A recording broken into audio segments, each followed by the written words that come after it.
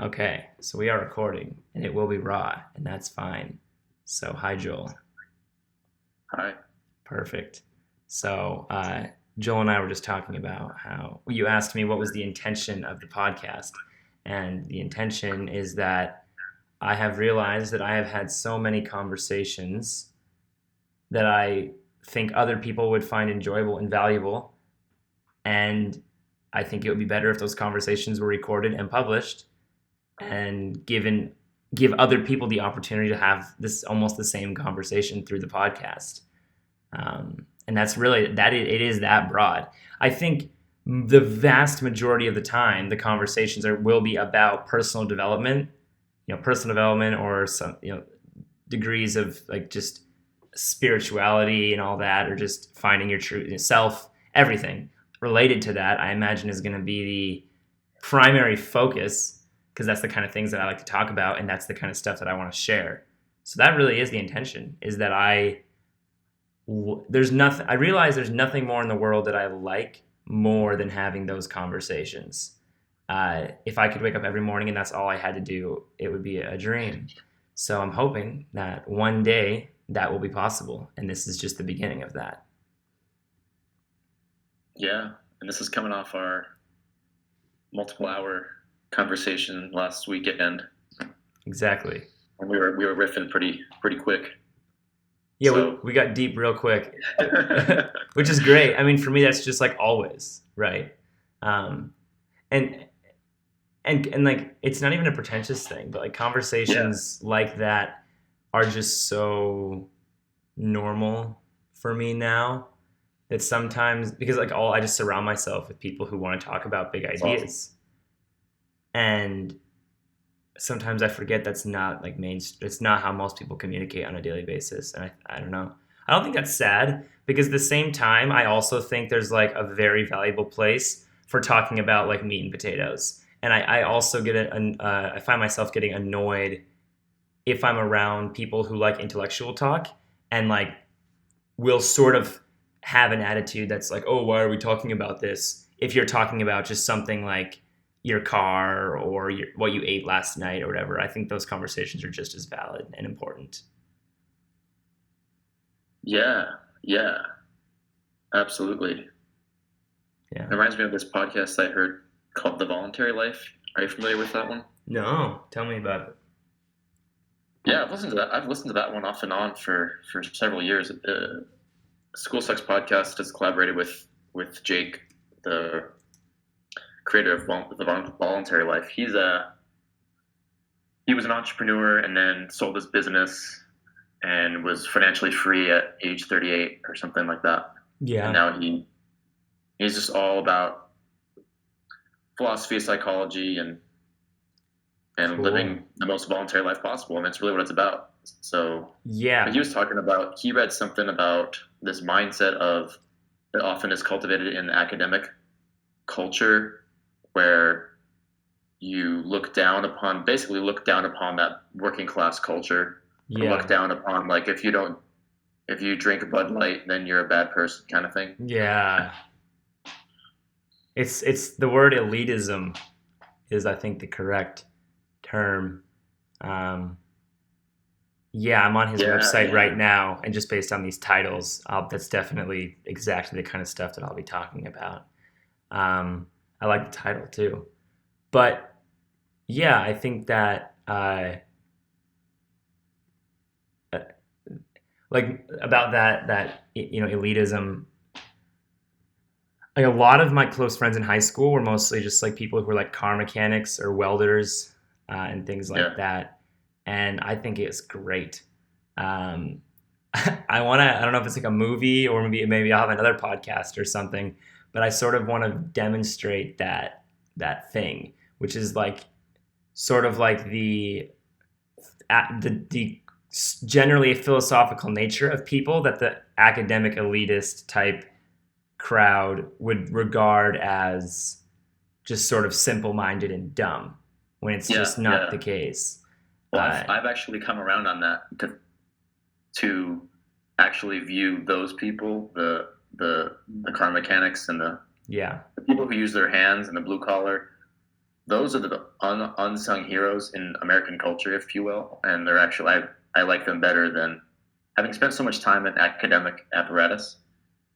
I'm like, wow, I have so much more respect for people who work in construction and um, you know, just take care of their families. I could not agree more. And it's funny because a lot of those people actually live and have attained what I want to live and attain. Meaning, uh, you know, I'm constantly stuck in my own head, questioning whether I'm doing the right thing or if my life is going to be perfect in a certain way or all these things. And I very often find myself trying to reach a place where I can just be present and enjoy my life as it is and not have to make everything perfect. And those people are there already. Like they might work on like an oil field or something, and that's fine with them. Like they just like go to work and they come home and hang out with their girlfriend and maybe watch a movie. Yeah, But yeah, in a way, they're like already attained enlightenment because they're just living and not even. And you know, there's different. It depends on the person too. Like it's not that I'm very obviously supportive of a present life. It's not me saying we shouldn't be present. It's just that realization of people who less academic fields and you usually contain people who well yeah just all basically have the presentness and lack of worry about existential issues that I envy. yeah, yeah. And I think the person I like the most is, of course, we're speaking in general language, but the person who's at blue collar working class takes responsibility, uh, and then is also interested in personal growth. Like who listens to Jordan Peterson? Jordan Peterson, I was just listening. He actually interviewed Joe Rogan. I Yeah, was isn't just that listening to weird? that today. Did you see any of that? I didn't watch it, but I saw it. It's great. It was great. Joe Rogan tears up at one point, so look forward to that. Oh, I've never seen that happen before, so that's pretty. Yeah, it was good. he Um, he's actually a great example of that vibe that I'm talking yeah, about. yeah. He rejected school and then followed his interests and just works hard at different activities.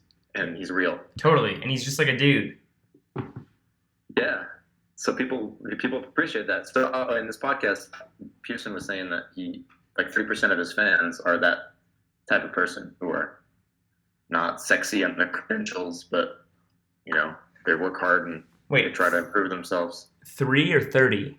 30, Oh wow, I yeah, can see that too. Um, and I think another thing that I'm finding interesting, and this is what I'm curious your thoughts are, is that honestly, a lot of the time, that type of work, at least in my experience, is so much more fulfilling than like working in a startup, for example.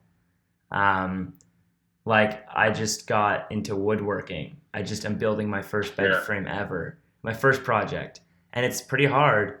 But like when I'm sitting there holding the sander and when I'm staining the wood, it's like I caught myself several times being so present that I realized I hadn't had a single thought in like 20 minutes.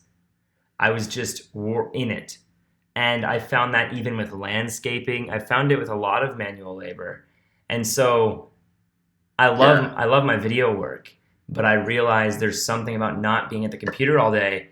And but so why I wonder if it's just a cultural thing or how this cultural thing has been created that like working in a startup or at like Apple or all these different things, that's like the sexiest thing.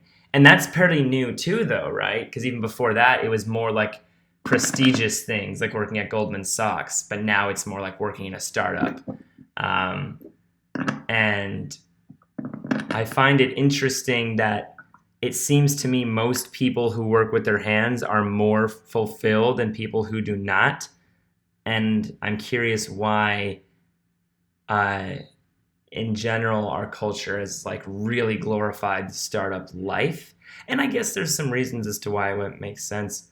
But and of course, that's not true for everyone. Like I think some people might listen and think, well, no, like I was a landscaper for 10 years and then I got a computer job and it was way better, you know? So there's obviously balance there. But I just, yeah, it's interesting. And I'm curious of your thoughts as to why that would have developed that way. In terms of startups being glorified compared to manual labor. Yeah. Yeah, because it's new, you know, it's innovative. I mean, if you're in construction or you're welding, I mean, you might not necessarily be building things that man has never seen before. It might be very fulfilling because you have a sense of purpose and you have a sense of flow because you're doing something difficult, and it's very engaging with the mind and body. So that's where the fulfillment comes from. But the startup is a sensational thing because it's something that's never been built before, right? Yeah. Yeah, It's flashy. I think that would explain it. And it seems like it's becoming already though a little less cool every year. And you know, it's not to say that startup work isn't great or not fulfilling. It's both, but motivation is what matters. I have many friends that I can tell only work in a startup for the sake of working in a startup, not because they actually care about that particular startup's mission.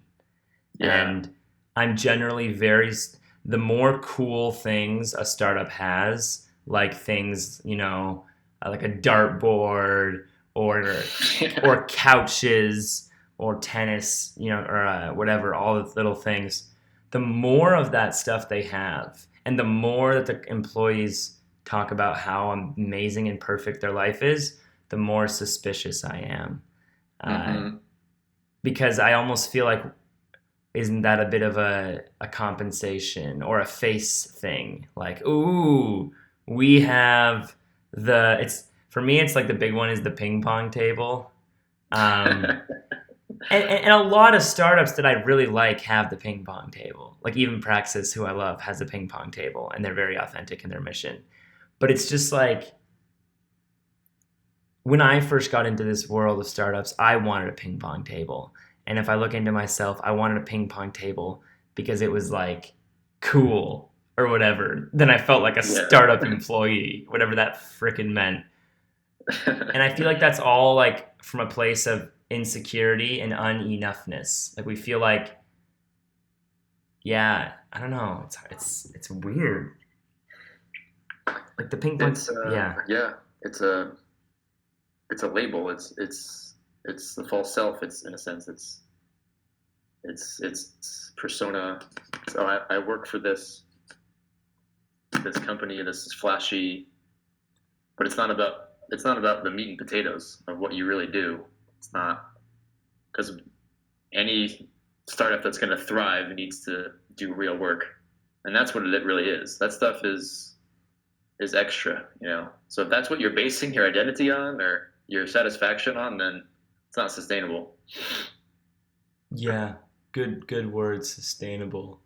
Um, my favorite Nathaniel Branden quote from Honoring the Self is a big, long paragraph, but it ends with, "Who are you, naked and alone?" Or "Who am Oh I, yeah, naked and alone?" yeah, And I think not just people in the startup world, but just in general, um, that hit me pretty hard. And I think the amount of people who could ponder that and answer it effectively would be very, very low. So I think that a lot of people in the startup world, without like, there's a big piece of their identity attached to being in a startup, and then oftentimes a big piece attached to that company, and obviously then there's like political affiliation, and that's more obvious, but there's little things too, like I'm someone who's into personal development, or I'm an intellectual, or yeah, for me it was like, yeah, I'm an intellectual, or I like interesting conversations, or all these different things. That when you say, "Who am I, naked and alone?"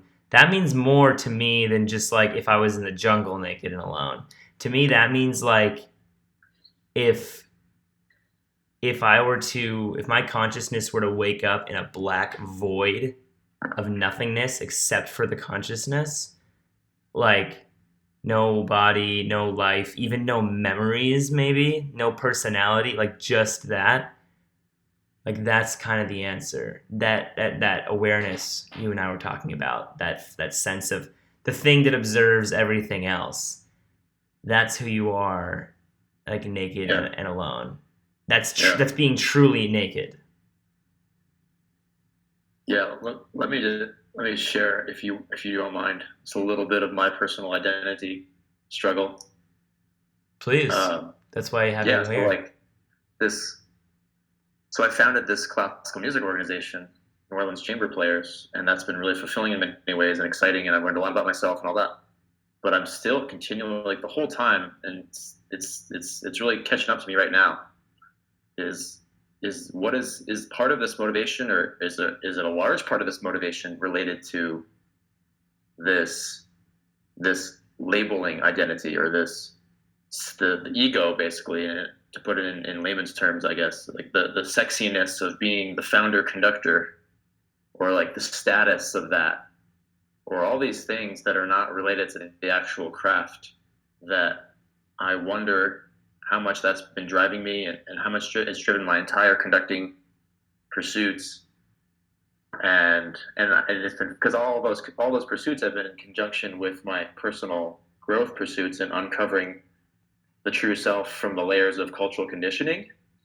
So in with that all that work that's been done, I've found this sort of what I've identified as a contrast between maybe my truest self, and then this persona. But I don't. But at the same time, I can't see how I can dismiss this. I can't see how I would dismiss my love of music as inauthentic, or because obviously that's coming from a place that's real, but there's all this other excess that might be layered on top of that.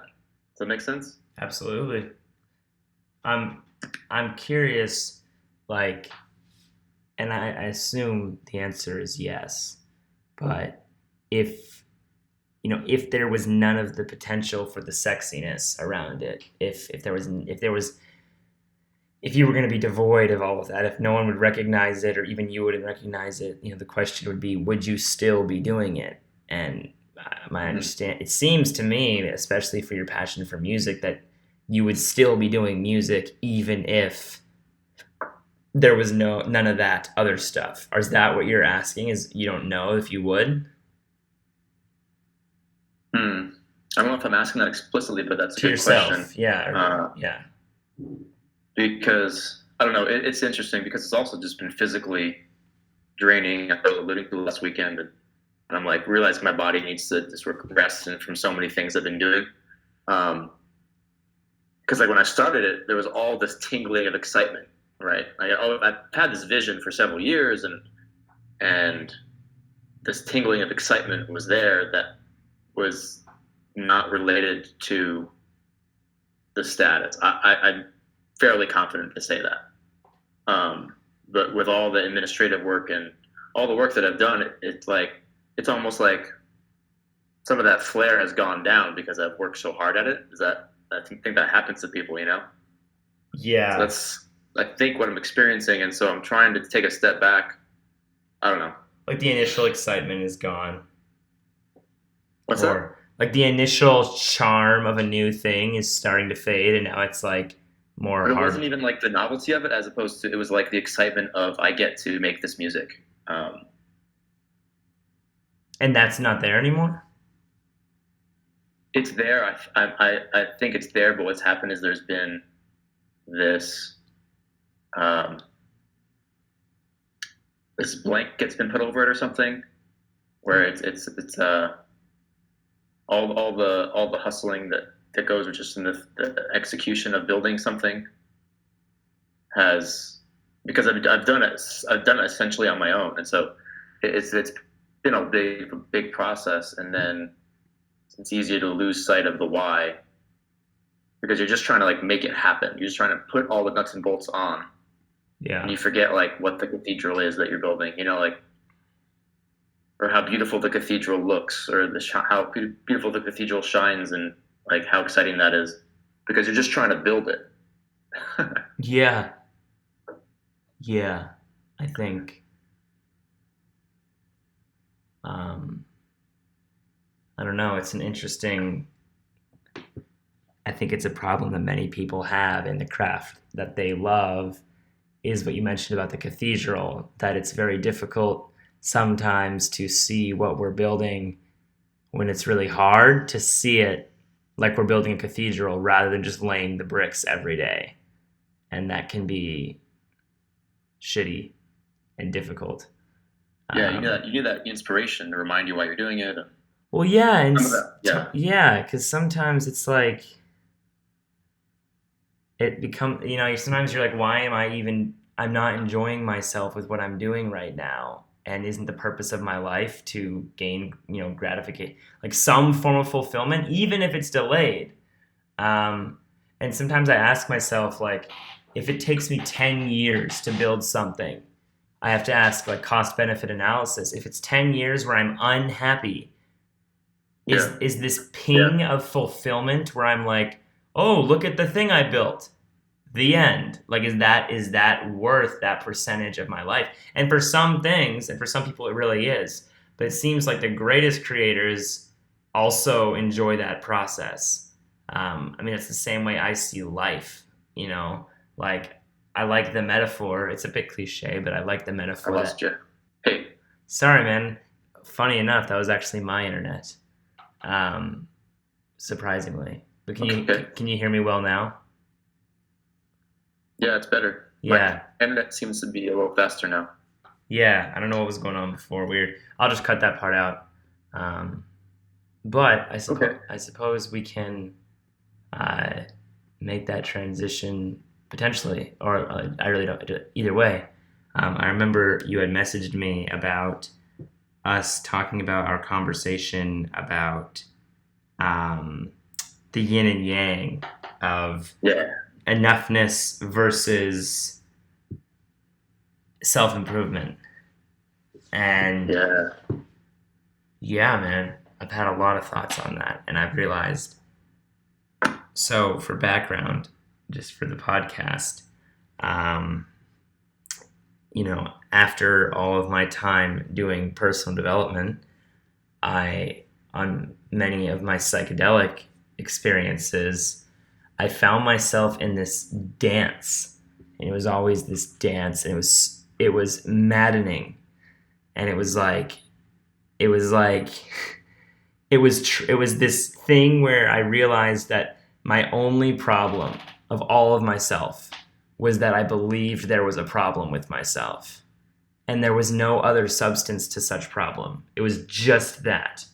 Um, that didn't mean I didn't want to grow, but it was just like this realization that like I would try to be letting go of that, but then the effort to let go of the belief sort of validated the belief because there was an effort to improve. By trying to let go of the belief that I'm not enough, I still believe I'm not enough. So it's this weird thing. And what I've realized is that I mean, I still believe that. I still believe that's actually true. And on the yin and yang, what you mentioned when we talked about this was that it's weird how you can want to personally develop and also be able to recognize the fact that you are perfect and enough exactly as you are right now. And what I believe is that a lot of people would say, "Oh, well, if you think that you're perfect now, you won't want to change or develop at all." I think that's just a false assumption. I think that's a confusion of the human psychology. And because I know that when I wake up and I feel like I'm great, I am more motivated to do good things that day than if I wake up and I feel like a piece of puddle on the floor. Um, Scarcity does not motivate as much as abundance, ever. And I think this is something with dialectics. I don't know if you know what dialectics is. No. Dialectics is it's something that communists actually use a lot to make bad arguments. But dialectics is essentially taking two ideas that seem opposite and then synthesizing them to create a happy idea in the middle that is it's the idea that oftentimes opposing ideas aren't actually opposing, and that they can be synthesized into one central common idea.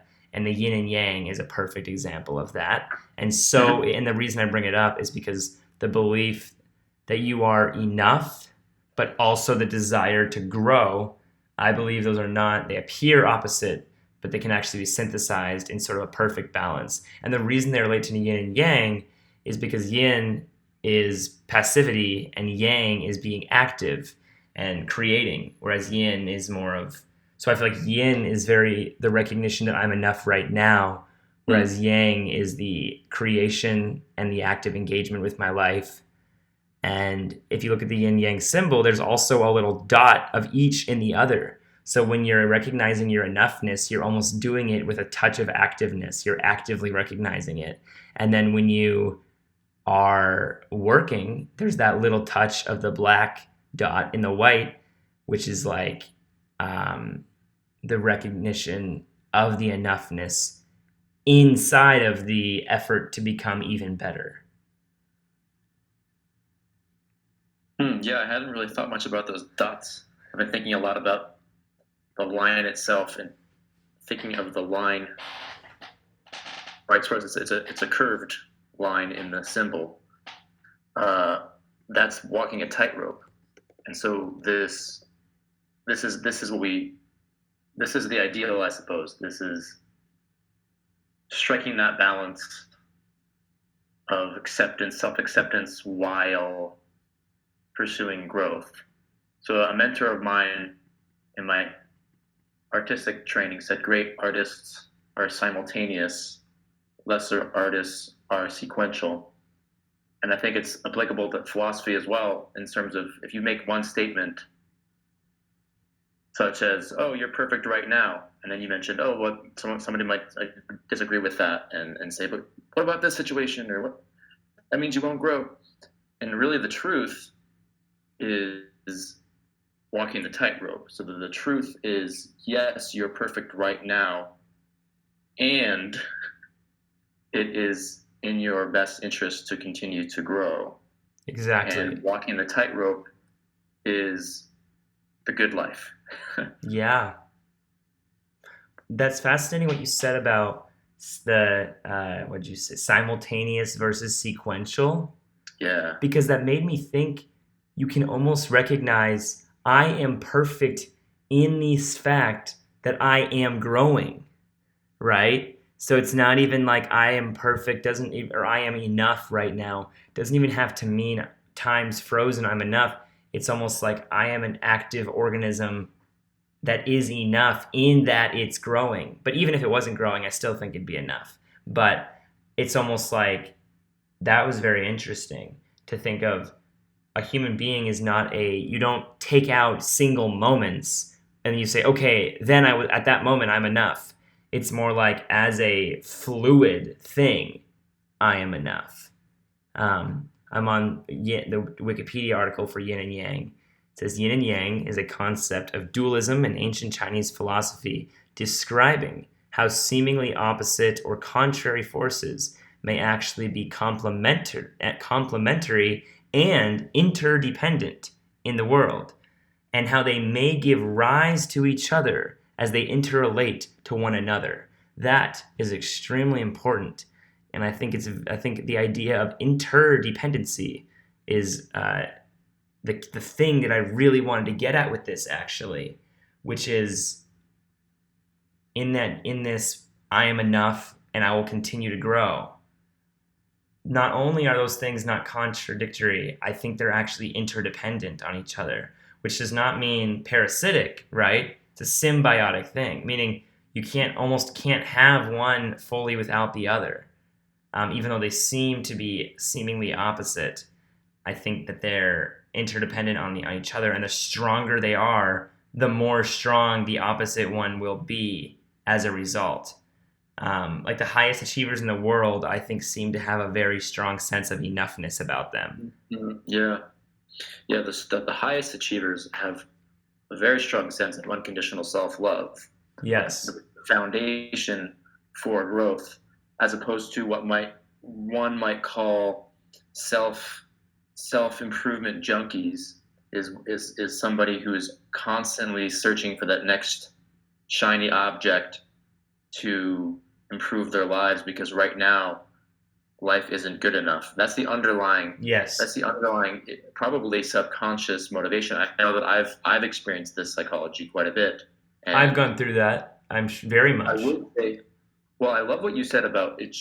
When you look at it as interdependent and symbiotic, that strengthens the entire process. Because I Yes. do think it's possible to grow if you don't have a good solid True. foundation of enoughness. Because I definitely have the ambitious parts of me have driven the train and accomplished quite a bit, even if there was suffering through that because I Agreed. didn't have enough of the enoughness.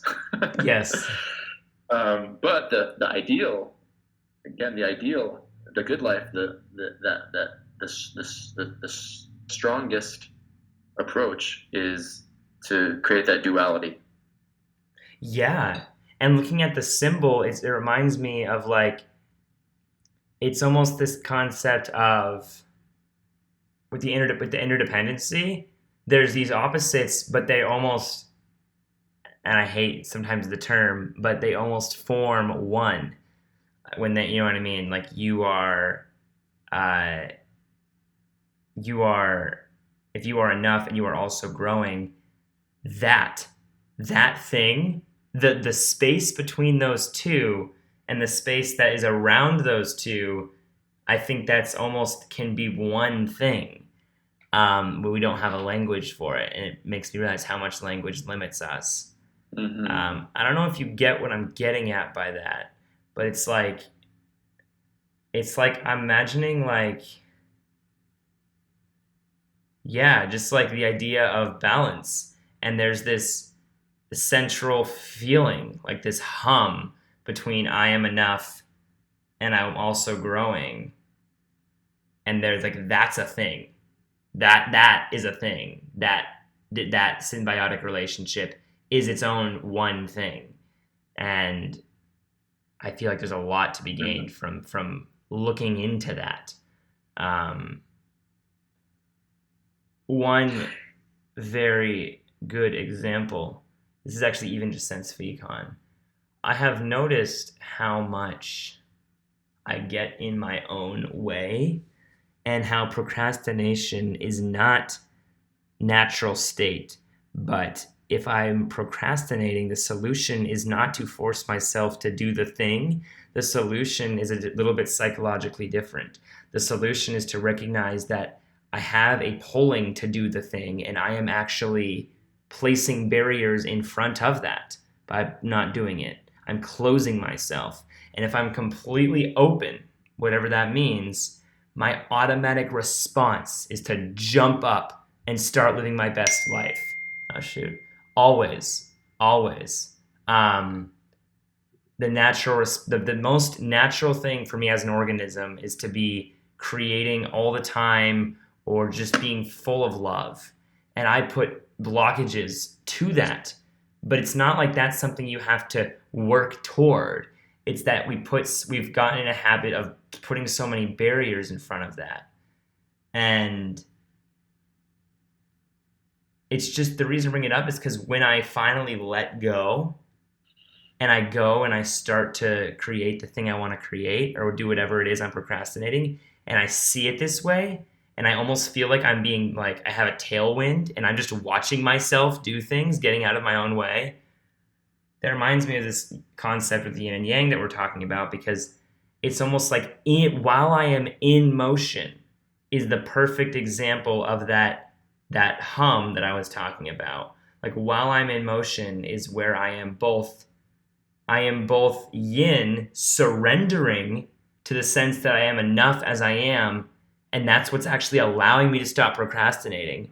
But then the yang is the fact that I'm actually doing something at the same time. But I would not be confused, and I never thought that I would call action surrendering.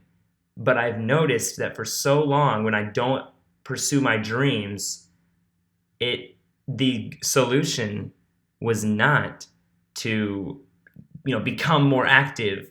It was to surrender to the feeling of wanting to become more active. Does that make sense? Yeah. So yeah, I think what you're identifying is something like procrastination, which is everyone can relate to. And oftentimes we hear that to beat procrastination, we need to sort of tackle it and and override these impulses, right? And so Exactly. that action would be, I think, going too far in the yang direction of and not having enough of the enoughness, Yeah. not having enough of that self love to understand why you have this impulse to not do that thing. And so going back to this concept of this wisest self that looks at reality with no judgment and looks at reality objectively, um, that's living from your truest, wisest core self, Yeah. and then acting in your best interest without shunning different parts of yourself. So yeah, like you said, I think that's what you're getting at is sort of surrendering to the fact that I'm having this impulse and I can accept that and be observant of this impulse and give it and welcome it and give it actually give it self-love, and then from there realize that there's this other part of me that wants to accomplish this goal and do this difficult task, and then approach that from a place of center and say, oh, I actually, this is the best choice for me right now, is to do this difficult activity. Yeah. But I do see this other part of me that maybe desires comfort or relaxation right now and doesn't want to do this activity. But when you have that full self acceptance, you're not shunning any part of you, and that's when you can walk the tightrope, because you're treating yourself with kindness and you're pursuing that Totally. activity of growth. Yeah, definitely. I agree with everything you said. But I want to clarify to see, I didn't get, I think maybe you said something different, but what I was almost saying is that you're surrendering to the impulse to be your best self. And that procrastination, I find, is actually resisting the impulse to be my best self rather than, like, I don't think procrastination is the impulse. I think the impulse is to be my best self. And then I will, if that's a spring and that spring is trying to push out, I will pull that spring back. And so, not the end of procrastination is actually letting go and then and surrendering to that spring, which launches me into my life in a good way.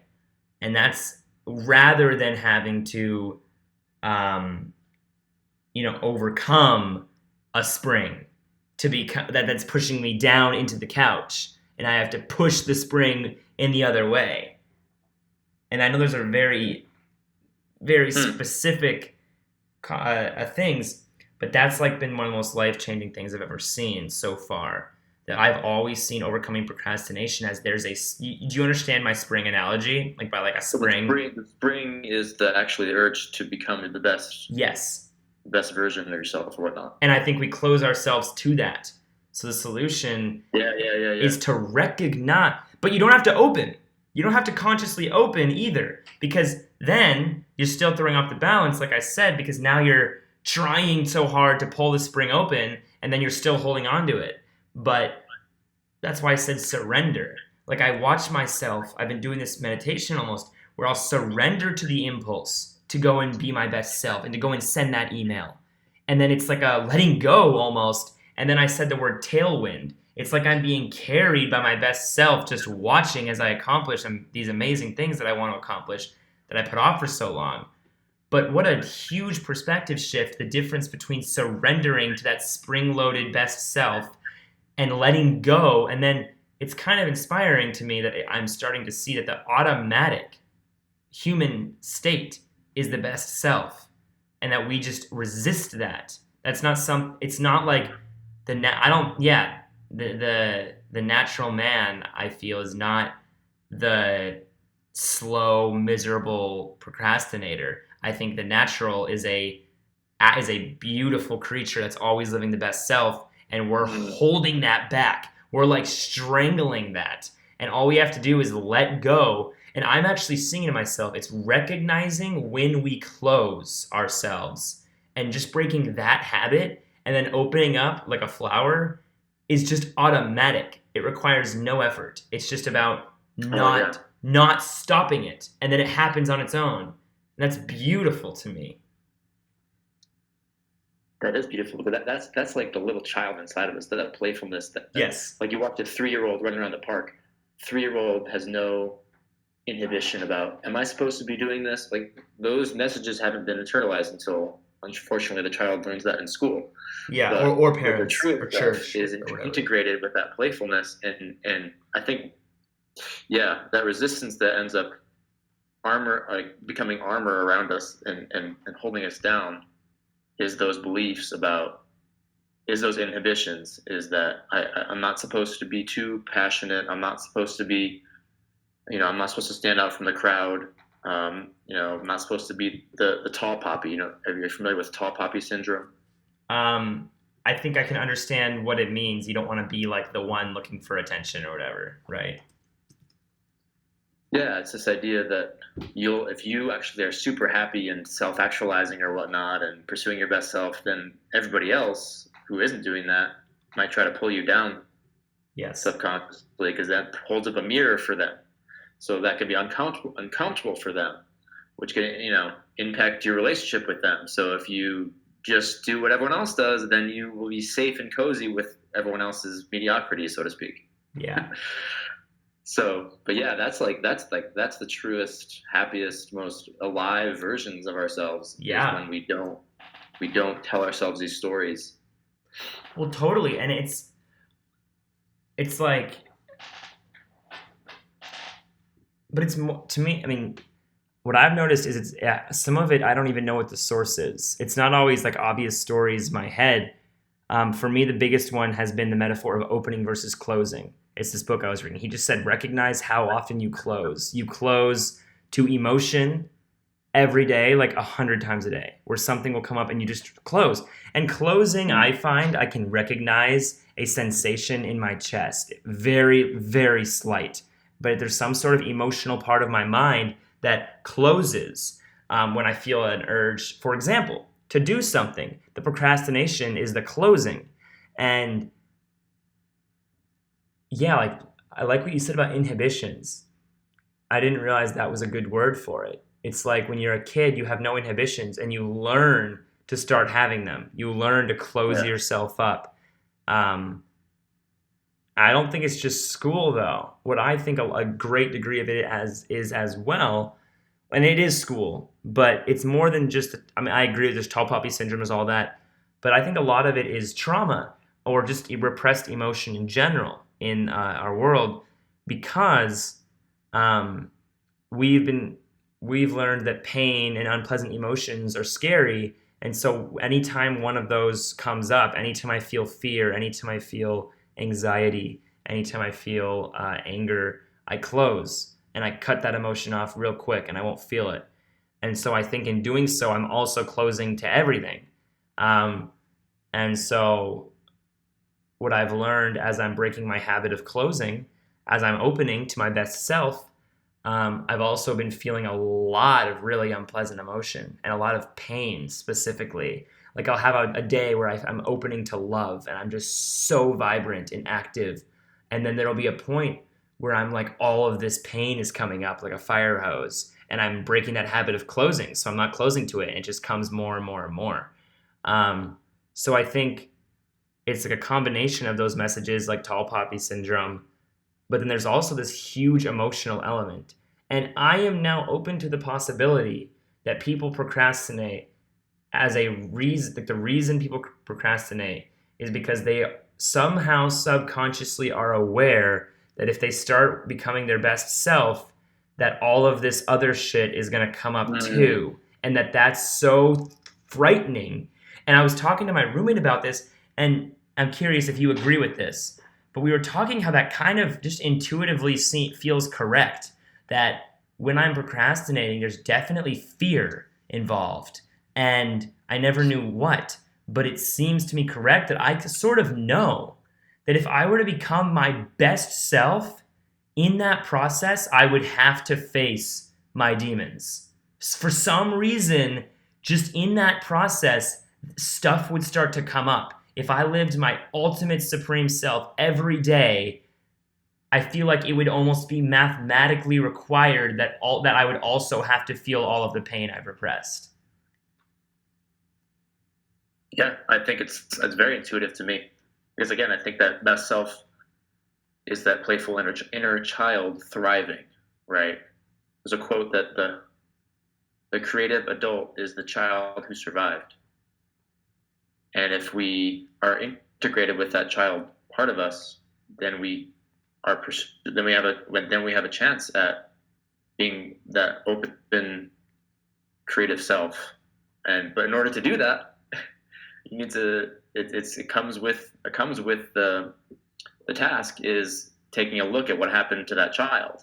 Like what happened to that child? What was it like to go through school? Which is, I think, for many people, if not everybody, is a trauma in and of itself. Is Agreed. going to kindergarten and being told to stand in order, stand in line, and don't ask too many questions. And don't express Um, your emotions. Suppress those, or you will be exactly. punished.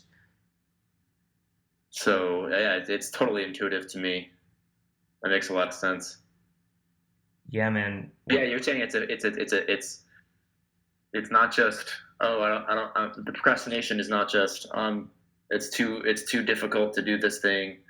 It's no, like if I really want to become my most excited alive self, that involves taking a look at the past, which is very can be very painful.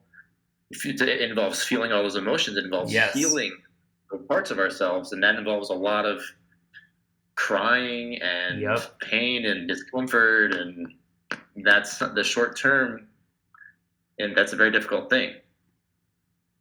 Yeah.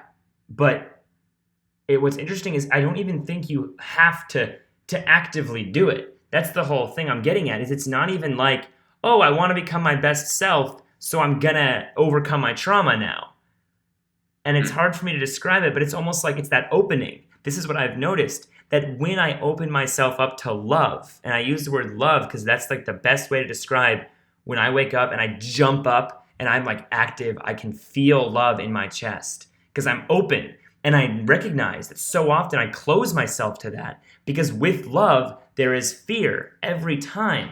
And I feel like, so it's, and like I said, the longer I remain open to love, the more and more there's some pain that starts to come up. And then the pain will surface for an hour or two, and then I'll feel love again. But so it's not even like, oh, if I want to become my best self, I have to work through my emotional trauma.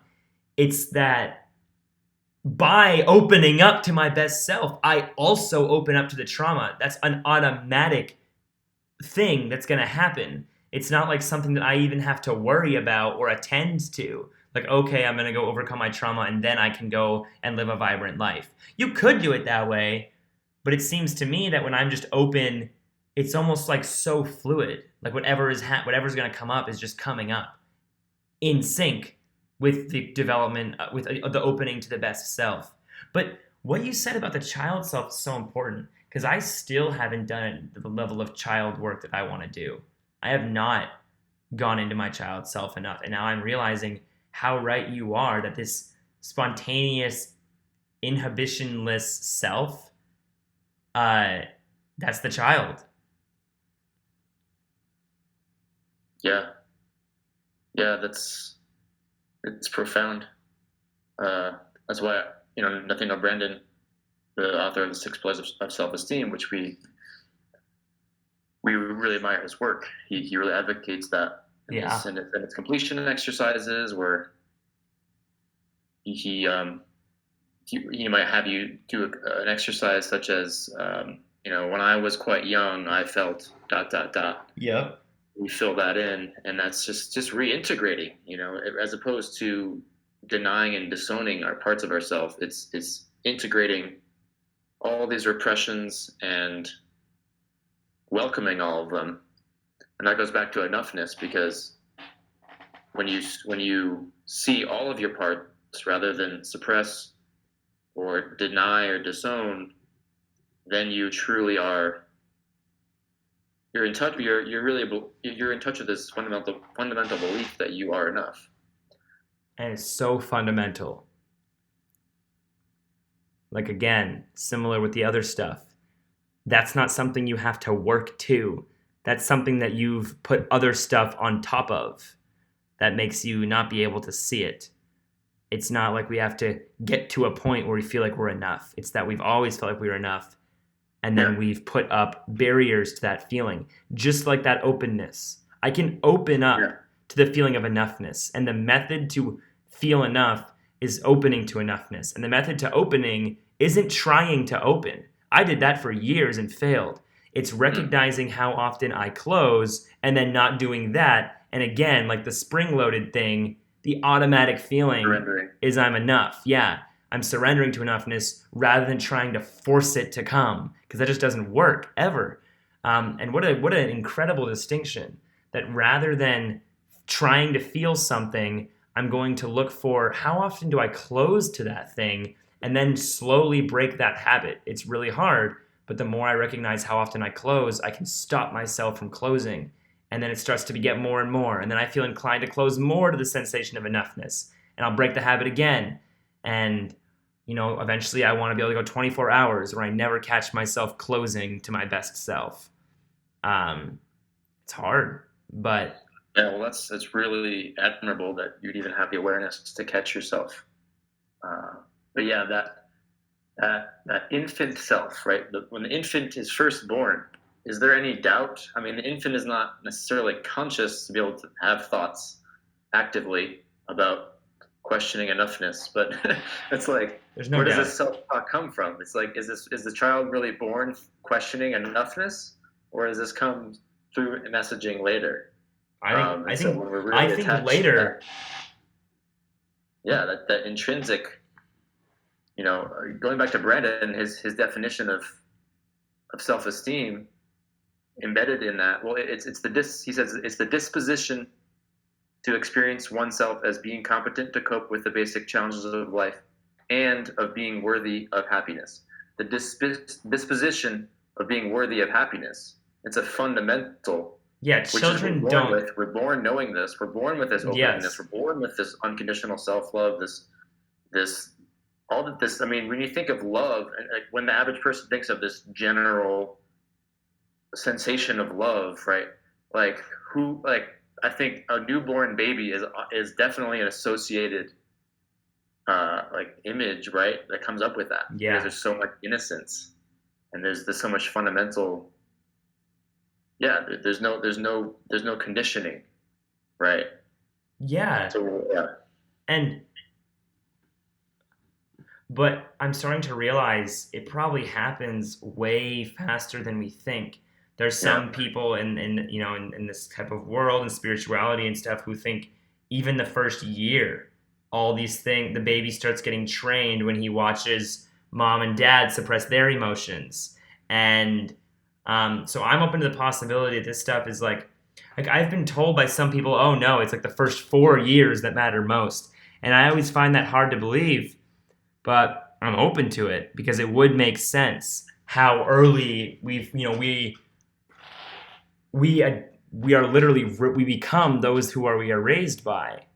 And some parents, they're trying to do the right thing, and they'll say, "Oh, don't cry, honey, everything's okay," and stuff like that. And so I think I can imagine it happening very, very soon, that a child will realize, oh, closing is what I need to do rather than staying open. Oh man, I think now that I think about it, it might happen in the womb. Like, So I was gonna get to that too. I didn't know if that'd be too far. I'm there. That's kind of what I'm yeah, thinking. well, Like, like if imagine they like the can baby's sense kicking, the right? The baby's mother. kicking. Oh, what's up? Well, I'm just thinking of like the image of a baby kicking in the womb, and then maybe the mother's like, "Oh, like gentle, like again, like well Yeah, intentioned maybe, but trying to stop the baby from expressing." absolutely, man. And I want to read more about like birth trauma and baby trauma stuff, like inside the womb and stuff, Yeah. because it's like a wild world. And there actually have been some pretty legitimate psychologists who have recognized that it might impact us more than we realize. And maybe there's other things too, like C sections as opposed to more natural birth, right? I mean, I was C-sectioned, and that's a very, when you think about it, that's a very traumatic experience for a baby. And maybe we don't remember it. Maybe it has no impact at all. But if stuff in the womb does have an impact, um, when we evolved to be birthed not through a like cutting open of the belly, I can Yeah. imagine. I mean, it's so hard to study this kind of thing. But like, what if that has an impact on us? What if, uh, I've dealt with chronic anxiety in periods of my life. What if that has an impact on that? Because my first experience in this world was like my mother being cut open and me being like pulled out through the hole they cut. I I don't know. It might have nothing to do with it at all. But if if stuff that early does affect us, I can imagine that would also. Well, I think everything affects us. So Yeah, it's I all it's all a agree. matter of a degree. I really don't think it's debatable to say that what happens in the womb like doesn't have some impact. I don't think that like the nature of reality. Like I think there's cause and effect Yeah. happening all the time, and it's just a matter of what degree of consequence. And I guess the argument would be, well is it really something that's um, substantial enough to have any sort of tangible effect? But I Well, think these things. I mean, it's when the baby's brain is developing, period. yeah, So it would I certainly think it's make crucial. sense. I mean, okay, so I was going to say is that because I've studied a lot, just the principles of fundamentals in learning a skill, right? And like if you learn incorrect habits when you're trying to develop your technique, like swinging a tennis racket, and you learn the improper form at the very beginning of your first lessons, then that's going to impact your ability to have a successful tennis stroke going forward. If you have just the smallest degree of improper form, then that's going to have it's really going to compound over the course of your years of training, and that would impact your ability to have the most efficient or optimal stroke, right? Tennis Yeah. stroke, because it's all just it's just all neurology of skill building and habits, and this is, I think, all the same in every component of life. So I think it's essential, unquestionably essential, the first 4 years of life. I mean, I know there's not much data. I mean, I don't know how much data there is on the stuff in the womb, but like intuitively, just from the fundamentals of growth standpoint of life on Earth and how like neurons connect to each other and all these things, uh, how you start at the beginning has a huge impact, and it's harder to relearn later if you have improper form on something, or you have something that stifles your ability to grow. Then it's hard to go back and undo that. So definitely, like if you get on the right track, you're going to be in much better Yeah. shape. Yeah, I mean, in the psychedelic world at least, there's actually a lot of talk of prenatal trauma and people using like LSD and stuff to um, get to that place, whatever that means. I have not had that experience or anything, but just in my basic quick googling, I am seeing there are a lot of articles about prenatal trauma. Some of it seems very legit. Other stuff definitely more of a hippie type vibe, which does not necessarily mean it would be invalid, but just a disclaimer. But yeah, it's and then what do you do about that? um, I think at that point, It's so hard. well, but this is what so kind of gives me hope. For the first time in my life, I have so much hope lately. What the key point is, as I've been going through this process of opening and feeling all this pain and stuff, I have no context for any of it, and that's fine. It just feels like I'm feeling stuff. It's never associated with any thought or memory at all, and I find that very interesting. And I think that that's sort of like, I think once we become an adult, we have the intellectual capacity to just break that habit of closing that we may have been closing due to fear since before we were born, but that doesn't mean we can't break the habit. Yeah, at least since before we had the ability to form memories, which Yeah. is most of us before age 4 or whatnot. Is that is So that is that pretty much that stuff. What's that? is that pretty much what the recognized stance on I that? don't. I guess I haven't looked into it personally. I've That's heard what that. in my understanding is that, and that's my experience is not really have memories before that. Good point. I might too. Definitely not like memories from age 1. Yeah, Um, nothing. Yeah. but like there's still, but those things are still programmed. There's still likely repressed emotions Yes. There's if we're no told when we're 6 months old that, oh no, don't cry, it's okay. there's no Like that's a message. sensory memories, but there would still be impacts on our long-term Yeah, psychology. yeah, yeah. In our bodies, our bodies learn to shut down the emotion. That's the repression, right? The unconscious shutting down. And so, yeah, as an adult, you can re-feel those things. You can open up, and even Yeah. if you're not conscious, but oh, I'm now currently healing my trauma from age, One X. month and Like, 1 year and 6 months. Okay, now tomorrow is gonna be 1 year and 7 months. Or like yeah, exactly. this book I'm reading, he talks about just getting it all. Just like the more we feel the urge to analyze the pain, that's just another method of closing. Yeah, And I'm just like, as I open, like I said, it's just like, oh wow, pain. It's literally like that. There's nothing to it. There's no association. And another thing that's interesting is pain isn't even that unpleasant when you're not resisting it. Emotional pain. It's just like a thing. And have a lot of body awareness. So it's just like this strong sensation in my chest, my neck, and my abdomen. And it's just sort of like this tingling. But feel inclined to close to it. But if I really meditate on it, it's just a sensation of emotion. And I was inspired by someone who said, ask yourself, for what reason do I believe this is scary and that I must close to it? And you will find that that is something you have inherited culturally, and that there is no rational basis to believe there's anything scary about that emotion. There's nothing. It's just a feeling, and then it passes. And even if it didn't pass, there's nothing unpleasant about it even. There's just the belief that it's going to hurt or that's going to be unpleasant. And then when that belief is broken, as I'm slowly trying to do, like there's literally nothing to fear. There's nothing to worry about. It's just a feeling of pain. And I find that very interesting that it's recognizing like how much the culture I've grown up in is the reason I even see this as being something I need to close to in the first place. yeah. It's so ingrained. Like it goes back to that 6-month-year-old being told that don't cry. Yeah. It's okay, don't cry, because what's embedded in that? It's that crying is a painful thing that we don't want to experience, and so like we get all sorts of angles throughout our childhoods telling us that we don't. It's that pain is undesirable or that is And bad, should not be felt, and to be most precise. Yeah.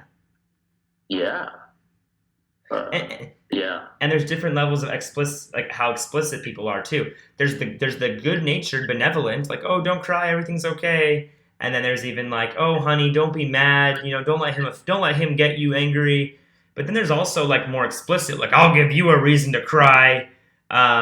Or I mean, I think a lot of parents tell their kids to suppress their emotions explicitly, like, if you don't stop being angry at your brother, I'm gonna ground you. Or and then of course school. I mean, there's like no space period for emotional expression in school. Emotional expression in school is promptly punished and suppressed. Uh, Mostly negative emotion, I will admit. You know, if you like express pain or discontentment, you will be sent out of class very quickly. Uh, Positive emotion is also very suppressed, though. mm. But I don't know, though. I think in different ways. Because why do I also close myself, and many people close themselves, to happiness and to positive emotion?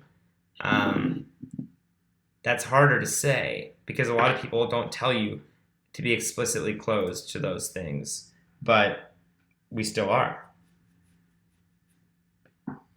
maybe Yeah, maybe it's it's that because small puppy being syndrome. I mean, that goes back to the fear of being ostracized, right? If other people see, if you stand out, I mean, it's a classic psychological phenomenon. Like if you start eating more healthfully, and most of your friends eat like crap, um, they very likely will subconsciously start like they might feel uncomfortable. They might make some comment about that, or like oh, because what you're doing is you think turning a you're mirror. becoming like a health nut or whatever. Yeah.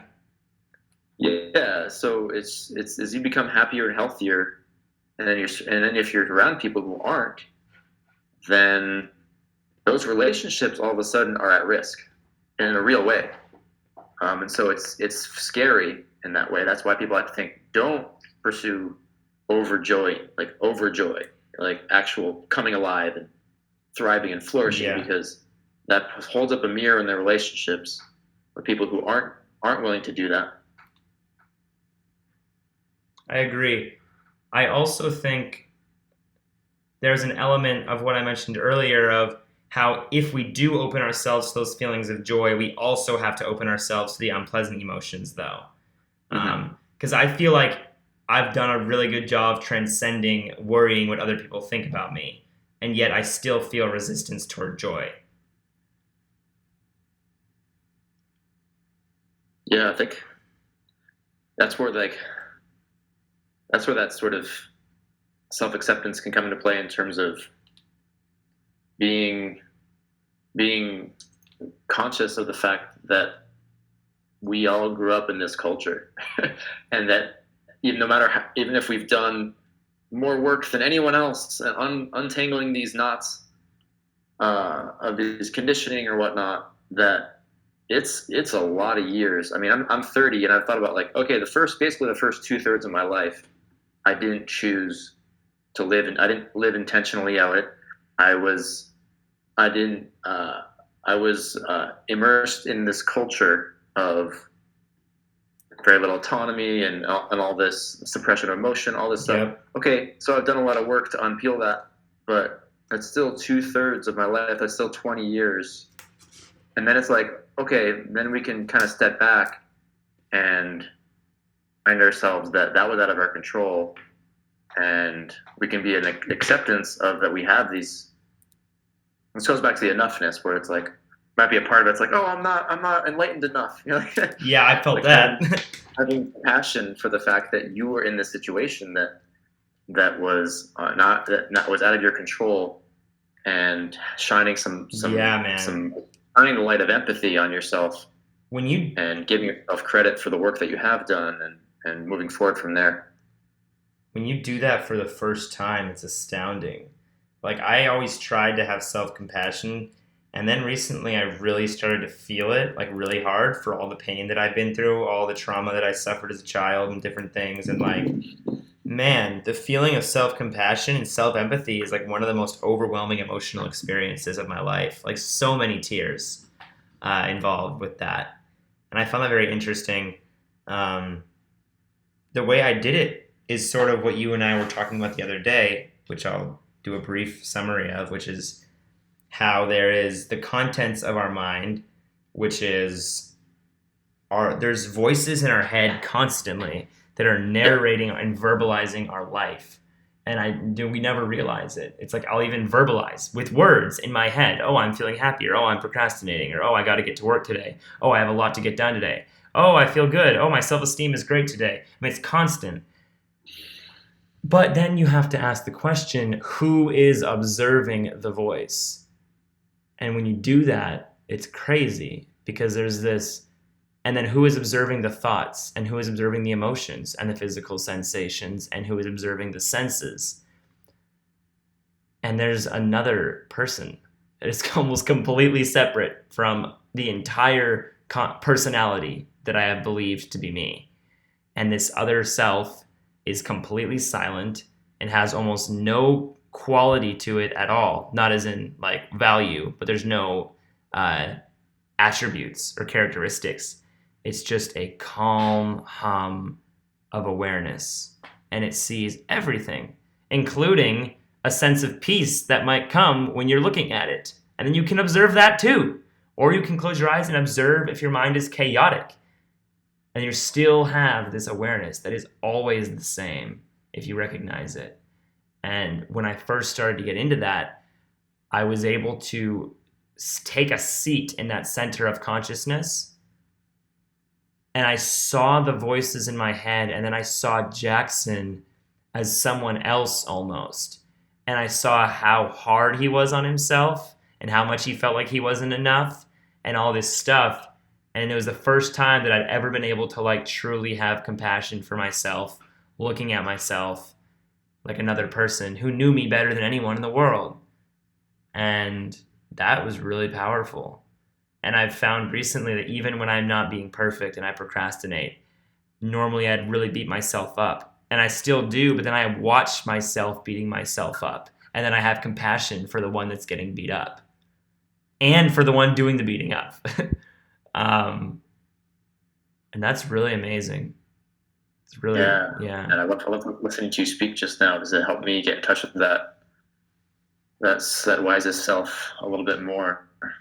And I've touched it these past few years. I've become more acquainted with that hum, that non-judgmental, objective observer of everything, of all the monkey mind, of all the parts, all the inner critics, all the different voices, and it's a very difficult thing to come back to. Yeah. But that's what we're talking about with when you're in touch with that. That's when the enoughness arises. It's doubtless about its enoughness because it itself is what observes both the feeling of enoughness and unenoughness. So it has to be enough because it's, you know what I mean? Like by its very nature. Yeah, it's almost, in a sense, it's not. It's this is interesting semantically here, but it's like, in a sense, it's not a consciousness. It's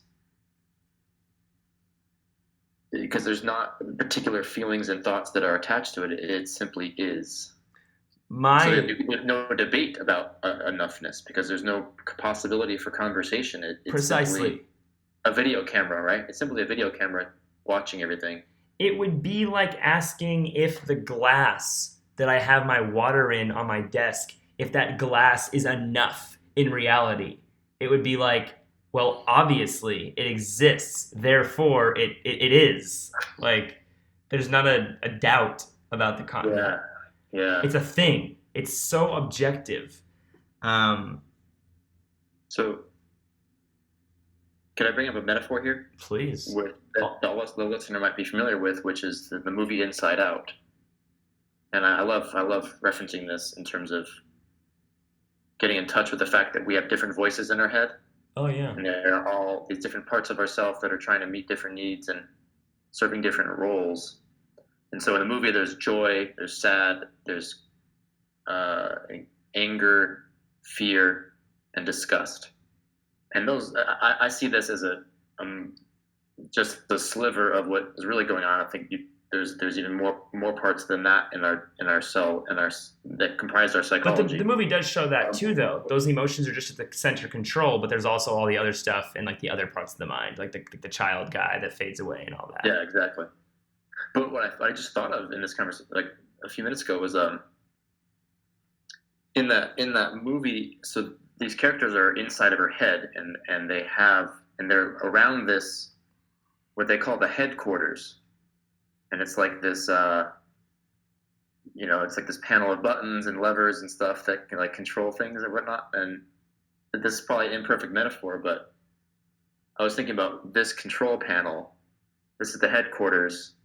This is our wisest self in a sense. Yeah. There's no analysis going on. There's only the observation, and that is enough right there. It's sort of weird to identify ourselves as these inanimate objects, but I hope it's helpful to use these metaphorically as realizing that sense of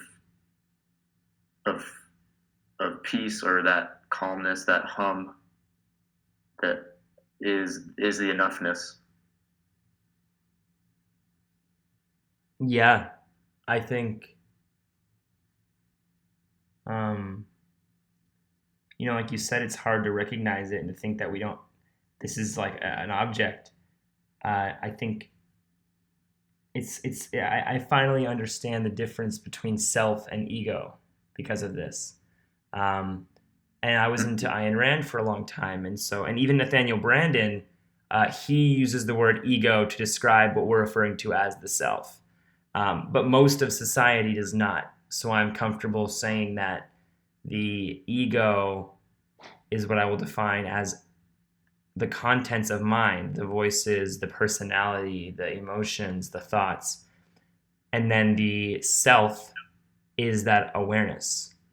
Um, it is my belief that that might even be what Christianity referred to as the soul. Even I know early Christianity had a lot of more mystical sort of spirituality and things like that, with and lots of more meditative practice. And I think that to me, that feels, based on the rhetoric of the word soul, to me that feels to be the most accurate thing for that, is just this center of awareness. It feels, when you really close your eyes and you close your eyes and you say, who is observing?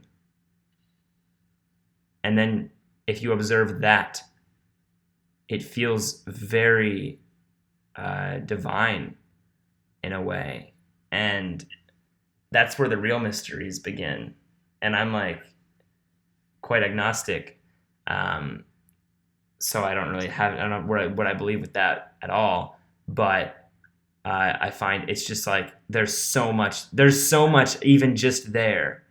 And I haven't even started, but just in my reading about this kind of thinking, like they always say, the real work, the real mystery begins once you observe the observer, which is very difficult to do. But when you do it, it's like there's this massive cavern in there of data that cannot be verbalized. And it's fascinating. But I brought the ego thing up because I had a crisis the other day where I was realizing how strongly we don't want to let go of that. It's very scary to admit that all of what I've perceived to be my selfhood is just being observed by my true self, and that everything that I thought was me is actually deadwood, and it's not me. Not that it's not valuable, and I have compassion for that person, but that person doesn't exist. And I think, I've never, people who do high dose psychedelics refer to the experience of ego death, which I have yet to have. I have not had this experience. And I believe what they are talking about is when you reach a point where you have completely forgotten about everything other than that awareness. You have no memories, no personality, no sense of self. It's just the awareness. And that's really scary, because everything that we've identified as the things that we are aware of, not the fact that we are aware.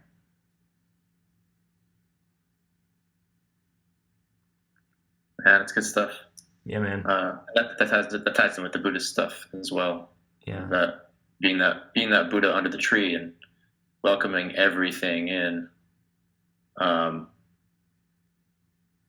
And that's what, and we were talking about this last week, is it can become semantically difficult because there's this notion of losing the self. But really, I think that what that means, and I think you just actually use the word that way, losing the self in that way is when you are fully observing the observer. Yes. Like losing the self is when all the monkey mind calms. Because the monkey mind has the various parts. Yep. That's the self we're talking about. But really the real self is that calm observer. Yeah. Well, I called the monkey mind the ego. Yeah. And there's different terms, because for some people, like Nathaniel Branden seems to say ego referring to that center self of that one we're talking about. So it's just a semantical thing. But I also believe that there's a lot of translational errors of Eastern to Western philosophy as well. I think when the East says things like there is no self, I don't think they're making the objective claim that there is no existence of an awareness of self, because clearly there is. And I don't think they just deny that. I think it's Yeah. more talking about there is no most of the stuff that we conceptualize as ourself is made up, and the true self is the observer. But yeah, I've been doing a lot of that, and it's really scary. Like, it's really scary. Like, sometimes when I sit with myself trying to go into that place, I'm like, well, wait a second. Like, what about all my childhood? What about everything that I've become? Like, is all of that just not real? But it is real, and you can have compassion for that person. It's almost like another person. Like, from this place of godly awareness, you are like, you can observe this wild creature that's just insane. Like, we are barbarians. Our monkey mind self is such a lunatic, and the awareness is so calm. But yeah, I'm thinking we'll go to, like, another 8 more minutes. We can make it about an hour and a half. Don't want to take up too much of your time, but Yeah, it's great. really good stuff, man. I was wondering maybe we could kind of bring it back to the yin yang, and Yeah, in terms of realizing that in our culture there is more people than not are the vast majority of people are overbalanced towards it would seem towards the pursuit of growth rather than the acceptance of yeah. enoughness. But at the same time, a lot of people are also very almost overly passive and not doing anything for their growth. Which actually I wouldn't distinguish that passivity is not really being in touch with the enoughness in the way we're talking about. Yes, Because that passivity agreed. I think is really is coming from a place of a wounded part Yeah, that is not motivated because there's something else that hasn't been healed yeah. there. Different types of passivity, right? Like, the enoughness is almost the synthesis of those two. The enoughness isn't the passivity in itself. Or it's hard. Yeah. Yeah. I mean, you might say that. I mean, I'm always hesitant to talk sweepingly about hunter-gatherer societies or whatnot, because there's so many different types of societies in history. But in terms of these notions of pursuing growth as opposed to a homeostasis of let's get our food and then that's enough, like let's have leisure time. Let's have, I mean, maybe I'm romanticizing what some of these tribes have experienced, but this notion of simply go out and get what we need and take care of each other and have leisure time, and that's enough. That we don't need to necessarily pursue this continual self growth. Like, in a sense, that picture is what is deficient in the current self development world now. Say it one more time. What is the deficient thing? The deficiency is that's true self acceptance, that Yeah. of the enoughness that those cultures may have actually been better at. They probably had it by default because there was no Yeah. there was no other concept. There was no like Puritan work ethic ingrained in them. Like, Well, yeah, there was just nothing. Like I said, the natural state is, I think, vibrant perfection. And we're just putting up barriers to that. And the solution is not to try to become better, but to remove the things that are preventing us from being that person.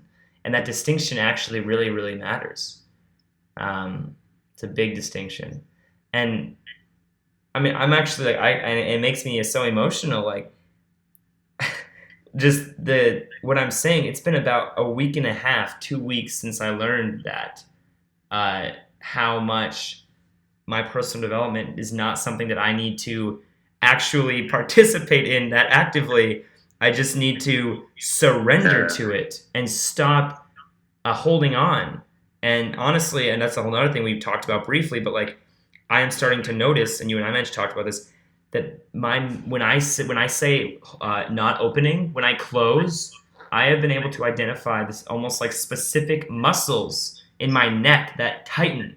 Like I'll feel joy and love and abundance coming up, and then I feel inclined to close, and that is done via like tensing shoulders and neck and jaw. Um, and it's so habitual. But I guess it's just like it's really inspiring to me to be able to occasionally. There's been these mornings where I'm able to be completely open and not close at all, and I say the word watch precisely, like, and then I watch what this person does when I'm not preventing him from being his best self. It's just like so natural. I love the phrase tailwind. It's like I have this electric energy that's like carrying me. Like actually like almost like I'm a puppet, but in a good way. And I'm just like, "Oh, okay, so we're going over to the computer. Okay, we're typing now. Oh, we don't even have to prepare. Okay, now I'm done with that. I'm going to go up and eat." Like it's just so fluid. And I always wanted that. But it's just emotional that I've like only now seeing that it's something that can, like, that's my natural state. I don't have to work to that. I just have to stop resisting that. And there's so much fear around being that person. And yeah, just like what you said. I mean, same. I've spent. I'm 20. I feel like I've spent my also when I'm your age. I will say that I spent 2/3 of my life just in an unconscious place, and it's just like, yeah, it's crazy. Yeah, that place of befriend. It's the self trust and this process of befriending yourself. I think when I think of the phrase befriending yourself, that's when I'm in touch with that that Yeah, watchtower self, that that's a good phrase sage for it. self. Yeah, because what does it mean to befriend yourself? That implies that there are two selves in a sense. One is that one that has that full acceptance and compassion, and then the other one is the one that has all the monkey mind and all the inner critics and all these things. And then when you really step back from the ego vision standpoint and you are able to embrace all of these parts, that's the befriending process. That's the full acceptance, welcoming absolutely everything that's going on in your consciousness. Yeah, And that's when the compassion emanates. Is when you mentioned trying to force compassion earlier. If you start with the full acceptance, then that compassion can emanate. that's the natural. That's the natural state Yeah. to be compassionate. Someone once said, there's a great quote that was like, would you ever talk to a child the way you talk to yourself? And if you were talking to a child the way you were, would you have compassion for that child if you saw someone talking to them that way? And it's like, oh my goodness, yeah. Like, oh, you're so pathetic for not getting more work done today. Or, oh, you're not worthy of having a fun night if you didn't work for exactly this many hours today. Or, if someone was saying that to a kid in front of me, I would be like, yo, Yeah. don't say that shit to this poor little child. And like that's how I talk Yeah. to myself every day. Um, so that's yeah, man. Well, yeah, I wanted to offer a couple, I suppose, bow ties to conclude this. Cool. One was this quote by Mark Manson. He says, "Wanting positive experience is a negative experience. Accepting negative experience is a positive experience." So I thought that touched on Wow. I'm gonna write that down. Can you say it this again? continual. Yeah, sure. It's wanting positive experience is a negative experience. Accepting negative experience is a positive experience. Brilliant. Brilliant. Who's that by? That's Mark Manson, Cool. and it is really illuminated this idea of enoughness when, and this tendency in our world to be ambitious and try to pursue growth, and then that pursuit is a negative experience because it's implying that right now it's not enough. When you just stop, accept that I'm a fallible creature. I made mistakes. I woke up late again. I did this and that. All these voices, these critics. Then you actually accept all that. That's when you can get in touch with the enoughness, and it's actually a positive experience, and it's a calming experience. And then you realize that you're trying really hard, and maybe you can have some compassion for these inner critics that are trying to meet certain needs. Totally. And then I just wanted to add, in after our conversation last week, I wrote this short blog post yesterday, Oh, cool. which I suppose is more like a poem, but I'm very interested. I haven't written. kind of it touches right on this topic, which I'll just read it here. Great. While pursuing growth, you are enough. While making mistakes, you are enough. While inner educators chatter, you are enough. While waking up late, you are enough. While mismanaging time, you are enough. While not working hard, you are enough. Fearing looking bad, you are enough. While you spent too much money, you are enough. While breathing, you are enough. While questioning the value of this blog post, you are enough. Beautiful, man. I think it's all very true. Good, good. Yeah, that inspires me to do more writing on this than I have. Most of this has been all in my head. I haven't blogged in a while, so that's yeah. Thank you for sharing And I that. added that last line because intention being, like, oftentimes we might say these affirmations, right? You are enough, I'm enough, and we tell ourselves these things. But then inevitably another part of us comes in to question it. I mean, Oh, instantly. you're being silly. This is new agey. Yeah, Like instantaneously. and that's when you step back again. You step back to the next zoom out level. Totally. You observe that questioning part, and that's okay. It's okay to question your enoughness. Yeah. I always say, you are enough. The level of enoughness that I currently feel does not need to change. And what a wild, amendment to the whole thing. Yeah, I think, yeah. Beautiful. I think we're adding an antidote in this conversation because I think like I said earlier, most people are too balanced towards especially even just speaking in this world of self-development. Well, and especially in that, ambitious yeah. people. Anyone who's ambitious, like They most know. people are too balanced, too overbalanced in the ambition, and actually at a detriment, right? Yeah. They're not merged with their enoughness, that they're not working as effectively. And it's I say they, it's really me.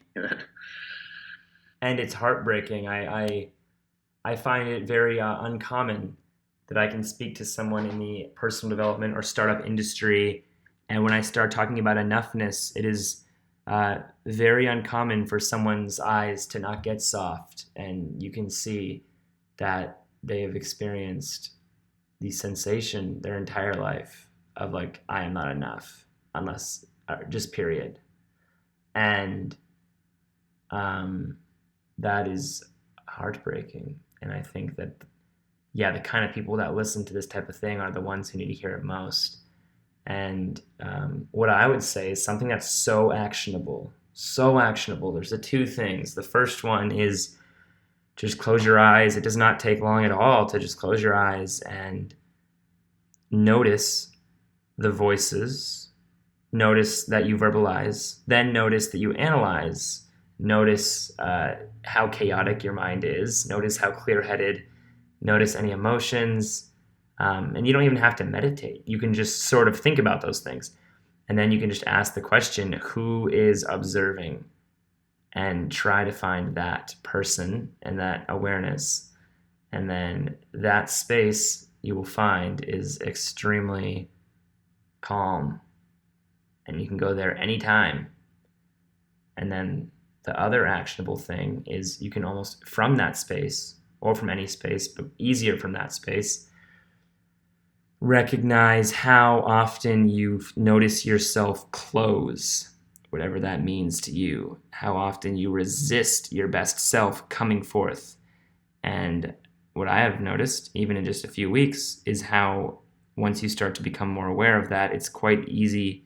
Well, no, it's actually very hard, but you can start to notice you're about to close and break that habit. And I've had some experiences where I will feel full of almost ecstasy as I just don't resist the feeling of joy and love and childness inside me.